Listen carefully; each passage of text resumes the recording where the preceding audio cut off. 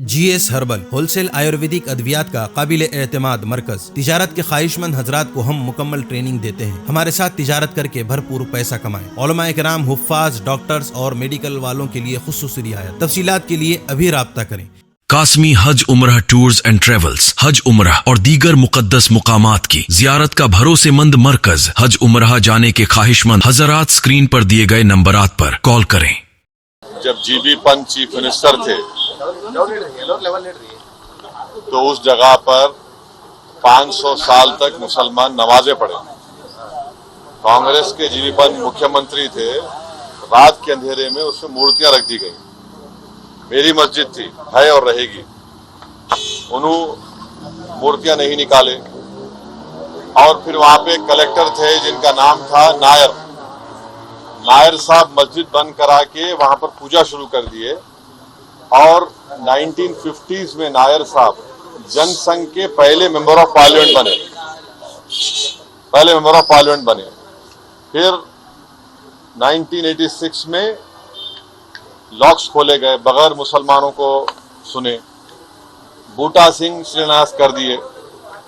6 दिसंबर 1992 को supreme court को ये वादा करके बीजेपी संघ परिवार बाबरी मस्जिद को डिमोलिश कर दिए, शहीद कर दिए। और बीजेपी के पास ये मुद्दा कब आया आपको मालूम? आप लोग मालूम बीजेपी कब उठाई? 1989 में पालनपुर में बीजेपी रेजोल्यूशन पास करी। विश्व हिंदू परिषद जब फॉर्म हुई, जब तो राम मंदिर नहीं था। महात्मा गांधी बोले क्या? महात्मा गांधी इस बारे में बोले, उन्होंने तो बहुत बड़े, उन्होंने तो हे राम बोल के मारने वाला गोली मारा उनको वोट से, उनके जबान से ही तो निकला था। वो बोले क्या? नहीं बोले। तो ये पूरा एक सिस्टमैटिक तरीके से भारत के मुसलमानों से ये बाबरी मस्जिद को छीन लिया गया। सुप्रीम कोर्ट का यकीनन फैसला है।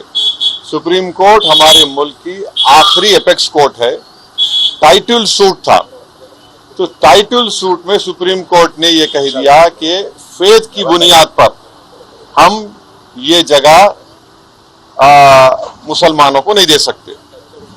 सुप्रीम कोर्ट ये भी कह दिया कि वहां पर मंदिर को तोड़कर मस्जिद नहीं बनाई गई। ये सुप्रीम कोर्ट ने कहा उस जजमेंट में। और मैंने सुप्रीम कोर्ट के जजमेंट आने के बाद ये रिएक्शन आपको मीडिया को दिया था कि एक सुप्रीम कोर्ट के रिटायर्ड चीफ जस्टिस थे, उनका नाम जस्टिस JS वर्मा नाम था। उन्होंने सुप्रीम कोर्ट के बारे में कहा था कि supreme court is supreme but not infallible. ये उन्होंने कहा था, मैं फिर से कह रहा हूं। और मैंने उस वक्त ये कहा था कि ये जजमेंट आने के बाद ऐसे कई मुद्दे खुल जाएंगे, जिसको अंग्रेजी में बोलते हैं Pandora box will be open. और आज आप देख रहे हैं कि हर जगह पर संघ परिवार जाकर ये बोलता है कि नहीं, यहां पर मस्जिद नहीं थी। ये मेरा मानना है, ये मेरा बोलना है, हम ये बोल रहे हैं। अगर जीबी पंत मूर्तियां हटा देते तो क्या आज ये दिन देखना पड़ता हमारे को? अगर 1986 में ताले नहीं खोले जाते तो क्या आज ये दिन आता?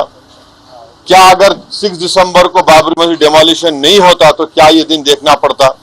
ये सवाल है हमारे, इसका जवाब कोई दे ही नहीं रहा है।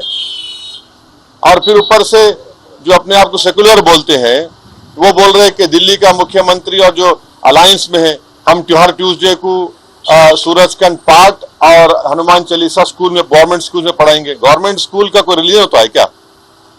अभी तो सबका झगड़ा चल रहा है। क्या झगड़ा है ये? झगड़ा क्या है? अगर मोदी नहीं रहते तो हम भी चले जाते।